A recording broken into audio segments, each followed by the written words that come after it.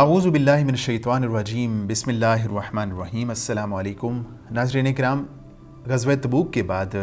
سن 9 ہجری میں بعض ایسے واقعات پیش آئے کہ جس کے نقش جو ہے وہ بڑی دیر تک اور بڑے عرصے تک باقی رہے۔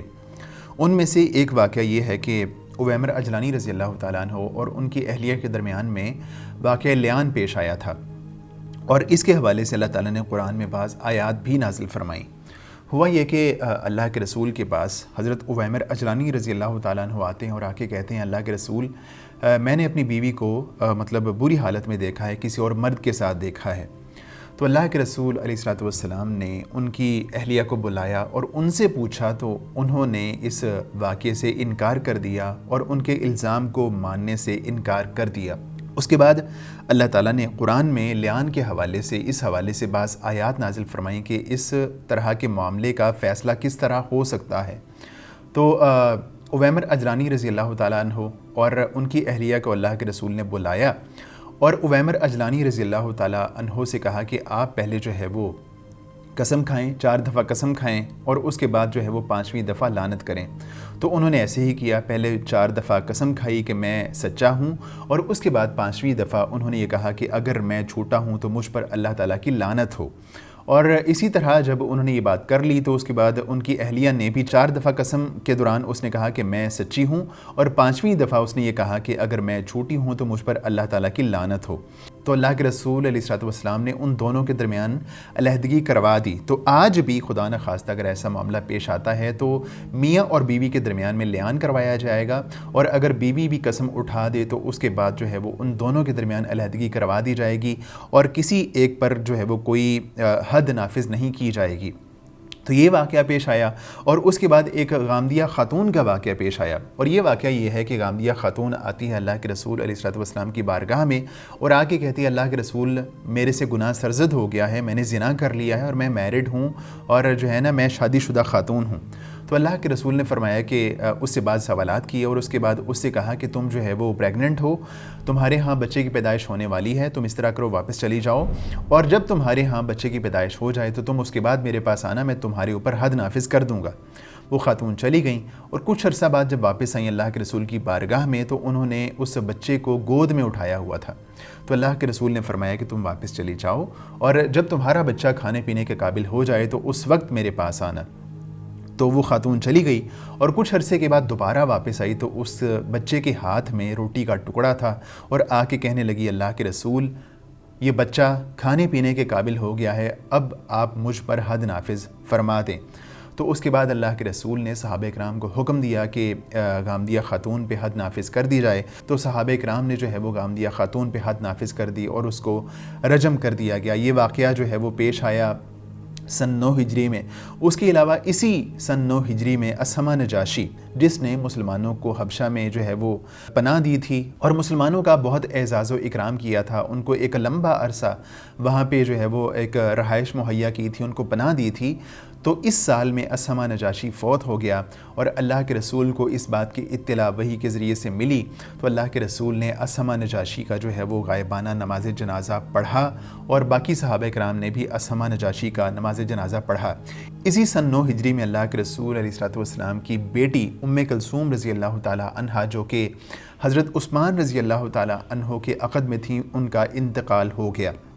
اور اللہ کے رسول نے اس موقع پہ فرمایا کہ عثمان اگر میری اور بیٹی ہوتی تو میں اس کو بھی تمہارے ساتھ جو ہے وہ اس کا نکاح کر دیتا۔ اللہ کے رسول علیہ الصلوۃ والسلام کی جو 2 بیٹیاں تھیں وہ حضرت عثمان رضی اللہ تعالیٰ عنہ کے جو ہے وہ عقد میں تھیں، اور وہ دونوں انتقال کر گئیں۔ تو اللہ کے رسول نے فرمایا کہ عثمان اگر میری تیسری بیٹی بھی ہوتی تو میں اس کا بھی تمہارے ساتھ جو ہے وہ نکاح کر دیتا۔ اس کے بعد اسی سن 9 ہجری میں رئیس المنافقین عبداللہ بن ابی، جو کہ اسلام کا بہت بڑا دشمن تھا، جس طرح کہ ہم نے جائزہ لیا اللہ کے رسول کی پوری سیرت میں رئیس المنافقین عبداللہ بن ابی کا بہت زیادہ جو ہے وہ ایک انفلوئنس اور اثر نظر آتا ہے مدینہ کی زندگی میں، اور اس کی سازشیں ایسی تھیں کہ جس کا بسا اوقات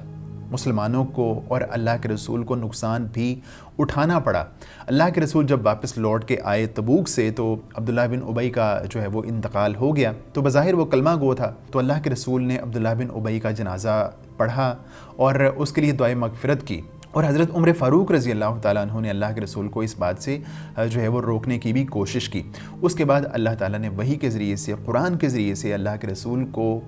عبداللہ بن ابی اور دیگر منافقین کے لیے دعائے مغفرت کرنے اور ان کا نماز جنازہ پڑھنے سے منع فرما دیا۔ اسی طرح 9 ہجری ہی میں اللہ کے رسول نے حضرت ابو بکر صدیق رضی اللہ تعالیٰ عنہ کو امیر حج بنا کے مکہ مکرمہ روانہ کیا، تو وہ وہاں چلے گئے، اور اس کے بعد اللہ تعالیٰ نے سورہ توبہ میں مشرکین کے حوالے سے بعض آیات نازل فرمائیں کہ ان کے ساتھ جو ہے وہ آگے کس طرح کا سلوک ہونا ہے۔ تو اس کے بعد جب یہ آیات نازل ہو گئیں تو اللہ کے رسول نے حضرت علی رضی اللہ تعالیٰ عنہ کو پیچھے سے روانہ فرمایا، اور تاکہ جو ہے وہ جو آیات نازل ہوئی ہیں اور جو احکامات آئے ہیں مشرکین کے حوالے سے ان کا اعلان کر دیا جائے۔ اور عرب کا دستور یہ تھا کہ خون کے حوالے سے یا عہد کے حوالے سے جو بھی اعلان کرنا ہوتا تھا وہ متعلقہ شخص یا تو خود کرتا تھا یا پھر اس کا رشتہ دار کرتا تھا۔ اسی لیے اللہ کے رسول نے حضرت علی رضی اللہ تعالیٰ عنہ کو مکہ مکرمہ روانہ فرمایا، اور حضرت علی رضی اللہ تعالیٰ عنہ جا کے ابو بکر صدیق رضی اللہ تعالیٰ عنہ سے ملے۔ تو ابو بکر صدیق رضی اللہ تعالیٰ عنہ نے پوچھا کہ آپ امیر ہیں یا مامور ہیں؟ تو علی رضی اللہ تعالیٰ عنہ نے فرمایا کہ میں مامور ہوں۔ تو اس طرح ابو بکر صدیق رضی اللہ تعالیٰ عنہ نے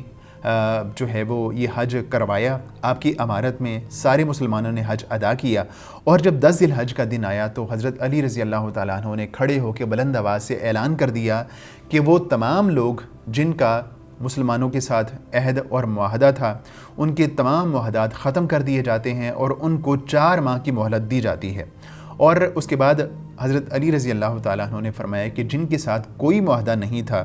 ان کو بھی 4 ماہ کی مہلت دی جاتی ہے۔ اور اس کے بعد انہوں نے فرمایا کہ ایسے تمام قبائل جنہوں نے مسلمانوں کے ساتھ کوئی بد عہدی نہیں کی اور ان کا مسلمانوں کے ساتھ کوئی عہد تھا کسی عرصے تک، تو وہ عہد جو ہے وہ اس عرصے تک برقرار رہے گا جس عرصے تک انہوں نے اللہ کے رسول کے ساتھ عہد کیا ہے، اور اس کے بعد جو ہے وہ جب وہ معاہدہ ختم ہو جائے گا تو اس کے بعد جو ہے مزید معاہدہ نہیں کیا جائے گا۔ تو یہ اعلان کرنے کے بعد حضرت علی رضی اللہ تعالیٰ عنہ وہ خاموش ہو گئے، اور اس کے بعد جو ہے وہ ابو بکر صدیق رضی اللہ تعالیٰ عنہ نے بعض صحابہ کرام کے ذریعے سے اعلان کروا دیا مشرکین کے درمیان میں کہ آج کے بعد کوئی بھی مشرک ننگا ہو کے خانہ کعبہ کا طواف نہیں کرے گا۔ اور اس اعلان کے بعد جو ہے وہ یہ فیصلہ ہو گیا تھا کہ اب